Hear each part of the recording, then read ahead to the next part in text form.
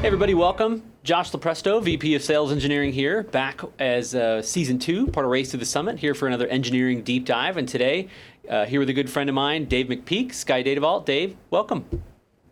Thank you. Thank you for having me. So I want to talk about your background. For anybody that's not familiar with Sky Data Vault, who you are, what you do, can you give us a little bit of background on yourself first, kind of where you've been at from a technology perspective and how you got to this point? Yeah. So I've been in the field probably almost 30 years now. I started off in the Marines, did a lot of communications there, learned a lot about networking and phones, radios, those types of things. Came out in the late 90s and started working as an engineer. And very quickly I got into consulting and then moved into some hosting applications like hosting desktops, email, BlackBerries, if that gives you a time frame, and then just kind of progressed into, stayed with the cloud offerings and, built Sky Data Vault. So I hear a lot of tech. I hear a lot of, customer type things. So, what was that part of a big driver? It's leading to a little bit about what led you to create this company and kind of get things started. What was the driver there? Well, I think in my previous company and in this one, what seemed obvious to me as I was dealing with the small to medium-sized businesses is that a lot of people who are in charge of IT really they know what they need, but they don't know how to ask for it. They don't know how to verbalize it. And so on my side, as I was working with some of the larger networks, I could see these services like backup, email hosting, any number of cloud services, and seeing that these people could benefit from it, but they just don't know what to ask for. They don't know how to implement it. So I was always good at kind of translating tech talk into English and bridging that gap, and always was able to find services, DR being one of them, that's maybe not as attainable if you're a small mom and pop shop, or an organization might have 5-10 servers.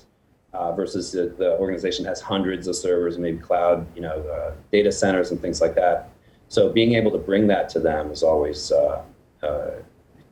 it's a great fit. So as a cloud company, we cloud means a lot of things to a lot of people. So we always like to kind of boil that down. And as part of these, we're helping our partners figure out where exactly everybody fits with some examples that we'll go through. But you guys have kind of focused in on, laser focused in on 3 technologies. So talk to me about what you're seeing with those, what customers are asking, what they're buying, what they're looking for, and what those 3 services are to help our partners understand. Sure. So the first of the services is backup as a service. This is, very straightforward file and folder backup. You lose a file, virus, or you delete it or something like that, you can restore it. Not very much to that. The main thing that we started the company on was disaster recovery, or specifically managed disaster recovery as a service. So again, you're talking about organizations that the thought of having a hot site or a warm site or some system that they could fail over to is just unthinkable, and being able to bring that to them at an affordable price point is really a game changer. And that's something that we see a lot of people, they kind of, they don't expect things they expect it to be very expensive. Like a lot of people still think you have to literally get a whole nother data center and servers and set up the replication and all that type of stuff. And we can facilitate that through our managed disaster recovery much easily. And the fact that it's managed, they don't have to worry about it. So that really makes a big difference. And there's so many things that can cause an outage. It's not just the power going out or, a piece of equipment failing. I mean, I've seen everything across the board for as long as I've done this.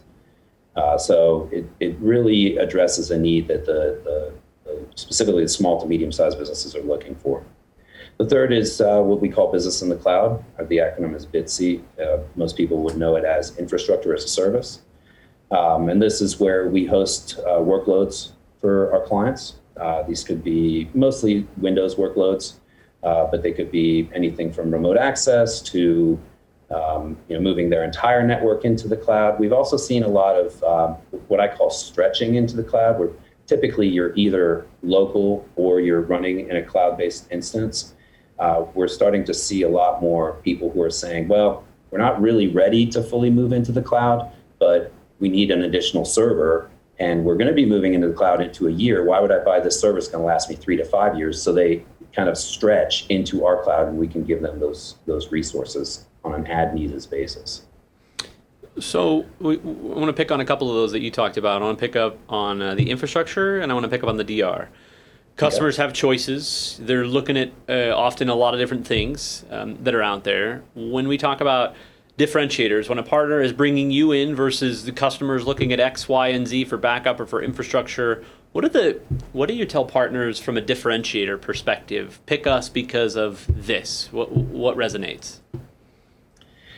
Well, I think there'd be two things.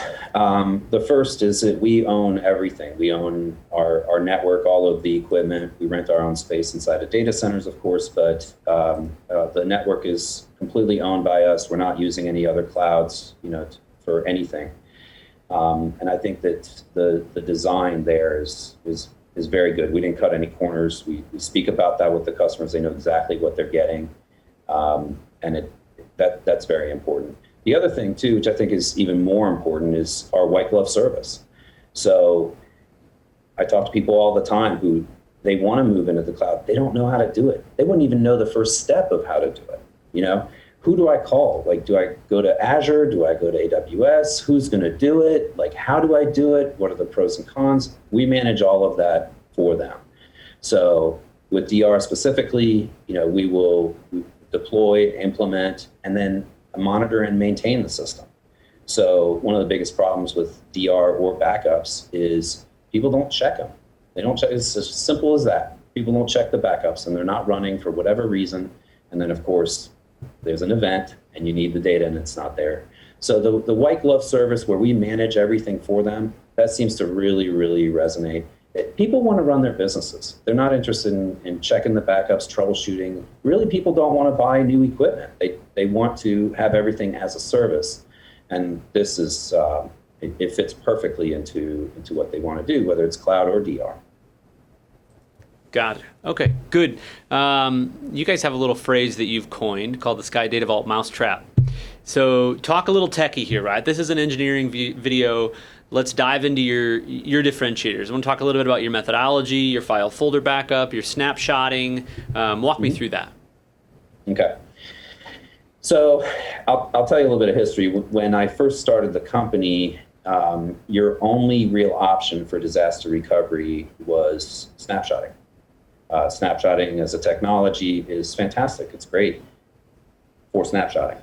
For backups, it's not so great. And there's so many issues that can come up from, breaks in the chain, having to reseed the data, even down to some technologies. If you do a defrag, the image is useless. So that we found out very quickly that's not going to be scalable, not in the way that we want to do it. So I was able to partner with a company in Norway a few years back who had developed a technology that ultimately achieves the same goal, which is to have a working system, working virtual image at the end of the backup and as needed. So the way that basically the snapshotting works is you take your base image, and every day or whenever your additional backups run, it takes incremental small backups, but the total amount of storage is very large. And that restricts you also on the amount of points that you can restore from. And typically it starts to get cost prohibitive around 14 to 20 images, because not only do you need to have the space to store those snapshots, you need to have double the space, because every 14 days or so, it compresses everything back down into one image and then creates more and more snapshots.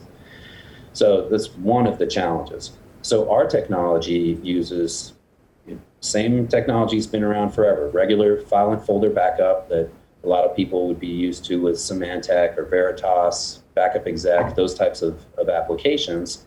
And it works. And it gives us better compression, better encryption, and better throughput when moving the data to the cloud. What happens after that, after we've eliminated all the problems that come with snapshotting by doing the file and folder specifically, our software reassembles that data in our cloud or locally if they have a device locally into a workable virtual machine that we can just turn on. So again, the result is the same, but we avoided all of the problems that come with snapshotting. A quick example of this would be the retention. I talked about how with snapshotting you can have, let's call it 30 days worth of, restore points.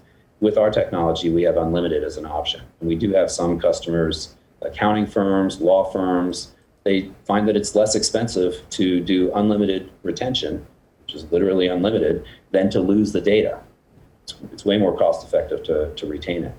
So in that way, we think that we definitely have a leg up on the competition. It's been interesting to see you guys evolve. Years ago when we started, it was backups, right? It was very simple. What's your RTO? What's your recovery point? How much data do you have? Here we go. Let's rock and roll. And you guys did great with those, the opportunities that we threw at you. But to your point, the problem that we see is sometimes customers don't know, are they going to have an environment to pull it back down to? Is the bandwidth enough that they can pull it back down in that time of need? So out of necessity, right, your infrastructure practice was born. Your technology allows those images that you're sitting here in this pod of backups to be pushed in and run out of your cloud, right? So to me, coming from an IT background and managing that and staying up at night worrying about what's going to break, I can appreciate that because that's a huge weight lifted to your point. The cost savings here versus the loss if you don't have these things there's such a balance, right? It's a no-brainer, I think, when anybody really gets into the TCO. Yeah, and it's important for people to understand that because I think, that's one of the questions I would always ask people is, how much money would your business lose if you were down for 1 hour, if you were down for 2 hours, if you were down for a day, 2 days? And once you start thinking that way, it's really a game changer. In this area, I'm in the DC metro area, and there's a lot of law firms, and the law firms bill, I think on average in this area, around $300 an hour. So you can do some math very quickly and see that, a server going down and the lawyers can't get to their documents as an example. It could be a doctor, it could be a plumber, it could be any business. There's a reason they have that server. There's a reason they have those files. They need it for the business. And so having that availability is key. The other thing too with us that I think is a big differentiator is the amount of ways that we can recover. So again, if someone's just I hear it all the time, we have backups, we're good to go. Well, to your point, where are you going to restore to? You should assume that you would have a functioning server. You would assume that you have power in the building that you can restore to. I've seen floods take buildings out. We get calls all the time, different things that you wouldn't believe. And so the fact that we can restore down to individual files, I can do bare metal restore back onto their hardware. I can do a restore onto the BDRs that we can put on site if our clients choose to go with our hybrid model. I can restore to our cloud. I can restore to another cloud. I could restore to a USB drive and send it to you. We have so many options, and the reason for that is I don't know what's going to happen. What's going to be your issue? How can I help you? And I want to be able to be in a position to help you no matter what. Love it. You got to have the flexibility. You never know anybody has anymore what the needs are. We do enough of these, you think they'd be the same, but they're always different. Mm-hmm. So a lot of good information. We covered the history. We covered the nerdy stuff, the products, the differentiators. Talk to me about a practical example that you've walked through, right? How does a customer work with you guys? What is the partner experience like? Let's go through that. Yeah. So, the onboarding is for the disaster recovery is very straightforward. Our agent does not require a reboot at all. So we can install it at any time and not necessarily kick it off until maybe the weekend if you want to not impact the users that are working Monday through Friday. That's really easy, straightforward. We also have a seeding process where we can write the data to a USB drive instead of writing it directly to the cloud. This would be for, as an example, someone maybe has a T1, but they have 5 terabytes of data they need to back up. It's not going to work over the wire.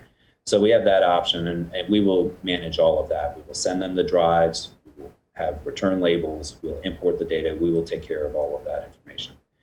And then as I said earlier, we'll monitor and maintain the system moving forward. But basically, from the time that we start the deployment, we take over the whole process. As far as the infrastructure is concerned, we have a couple different options. We do see some prospects that come to us and want to just clean slate. Give me new servers. I'm going to move my files to it. I'm going to create my new users. There's been 10 guys that have worked on this network over the last 5 years. I don't know who's done what. We just want to leave it alone and just move into the new stuff. And we can absolutely do that. There's no problem. We'll build it to spec. The other type of deployment would be something where they can't do that. They need to keep that server. Maybe it has a specific application that's on it. They need it exactly the way that it is. And we do something that's known as what I refer to as a forklift. So because we are a DR company, I have the ability to install our backup agent onto a customer server who might be moving into our infrastructure, do a full backup of it, restore it in my cloud, and turn it on. And that's what I refer to as the forklift. And from there, they may append on other servers that are brand new. They may want to forklift others. It's however they want to do it. But we're able to do either one, whatever the customer asks for. And the thing, from an example perspective, I feel like the things that we've thrown at you, they've been relatively quick sales cycles. I mean, we're generally conditioned to a certain amount of months of sales cycle based on product or based on need. But talk to me about, from a partner experience perspective, if we qualify an opportunity or a partner recognizes, hey, I've watched this is a great fit. I want to bring these guys in on a deal. What is that timeline in an opportunity on average? And then what is the experience, kind of what's required from the partner in that process? Yeah. I've deployed agents on the same day that I've spoken to people. We've gotten calls from people who, I think pretty recently, someone came in and said, hey, I'm the new CIO here, and I've been here for 3 weeks and just found out there's no backups at all. That day, we install the agent, we start backing up the data. We've had other clients who had maybe a HIPAA requirement they needed to get, pretty quickly. And once you find out you're not compliant, all of a sudden it turns the heat up a little bit. So we can deploy very quickly. On the smaller type systems, we can have you backed up overnight. It's very easy to do. If you have to ship a USB drive or something like that, it takes a little bit longer. With the infrastructure, typically you're dealing with maybe a little bit more engineering of deciding what's going to go where and how it's going to work, how much resources we need. But again, if that information is already available and we don't have to work through that, we can have servers spun up in a matter of just a couple of minutes. We see a number of different reasons why people would want to move in, not just I'm talking about the infrastructure. One of the ones that just comes to mind was a prospect that had 9 offices all up and down the East Coast, and they had servers in each one of their offices. We consolidated them down to 3 servers in our cloud, and all their offices connect to those 3 servers. So from a management standpoint and a cost standpoint, that it dropped dramatically. In addition to that, anytime you're moving from a single server that has a single network cable and a single power supply sitting in the closet next to the dustpan, moving into a clouded environment that has clusters and redundancies and those types of things, even if the cost is the same, you're in a way better position. Love it. So let's talk about the future. So where do you see the market heading? And where is Sky Data Vault in that? Because we always like to look at these. Let's look a few months out as partners are looking to fill up their pipeline, cloud opportunities, talk to customers about backup and DR. What do you want them to be thinking about of what's coming from Sky Data Vault and what you guys are doing? Well, I think that clearly we're seeing, I call it an exodus to the cloud. Everybody wants to move to the cloud, even if they don't know why they want to move to the cloud. I think the main issue, again, going back to that small to medium-sized client, Joe, who's running a plumbing business, he wants to move to the cloud. He doesn't know what to do. He doesn't know how to do that. For those guys, we are a perfect fit because, as I said earlier, the white glove service will take care of everything for them. So we're still seeing a large demand for moving to the cloud, even if they don't know how to do it. Those are the people we want to talk to. Nothing's going to change that, for the foreseeable future. It's just going to continue to accelerate as people have access to companies like mine, where we can assist them to move into the cloud. 6 months ago, you're talking about, it's an actual project. You need to hire a consultant, and it's going to take 4 months to move you into the cloud and this, that, and the other. And we're doing it overnight, So the acceleration is going to be there. We're definitely poised to take advantage of that. I think that, just more clouded services. We recently started offering backups for Office 365. You're going to see a lot more of those types of things. Even as simple as like using QuickBooks Online, things like that. I think that the in-house server is going to be a thing of the past here. I don't know, definitely within the next 10 years. I mean, I dare say in the next 5. Everybody's looking at the cloud, and it's definitely a conversation that's being had when new equipment needs to be purchased. So when the network engineer inside the office says, well, I'm going to buy a new server for, to replace this one, that's when that conversation should be happening. Do you buy that one server with the one cable I talked about, or do you look at moving into a cloud and taking that off of your plate? So still, to answer your question, still moving towards the cloud, accelerating definitely, and just that pool of all of those companies that didn't think that the cloud was reachable, really, getting their eyes open and seeing that they do have options. I think that's going to be a main driver in the speed at which people move into the cloud. Good to hear. Final thoughts. There's a couple questions that I've always liked that you guys have had. I'm a big fan of asking questions that partners can ask to help uncover these opportunities.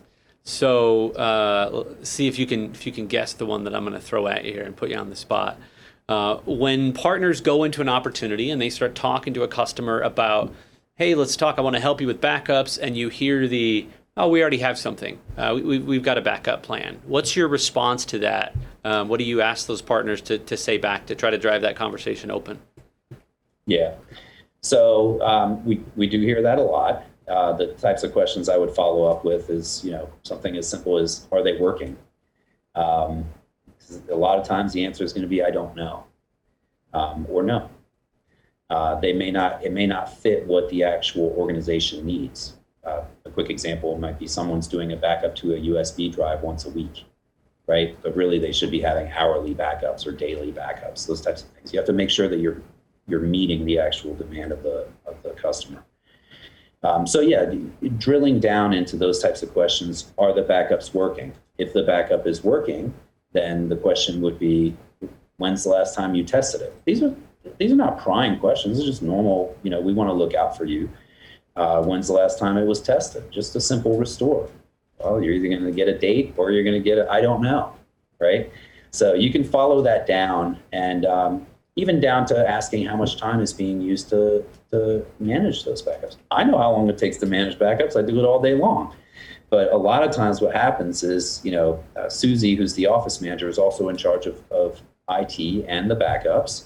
She comes in the morning and there's a line of people outside her door because they got problems printing and they got problems with this, that, and the other. And she just can't check it today. She'll check it tomorrow. And then tomorrow it comes and goes and so on and so forth.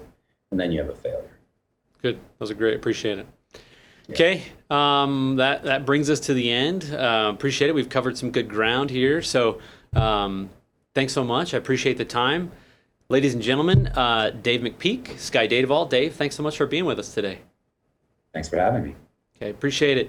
All right, everybody, wrapping up another deep dive with engineering, Race to the Summit, Season 2. Until next time, we'll see you then.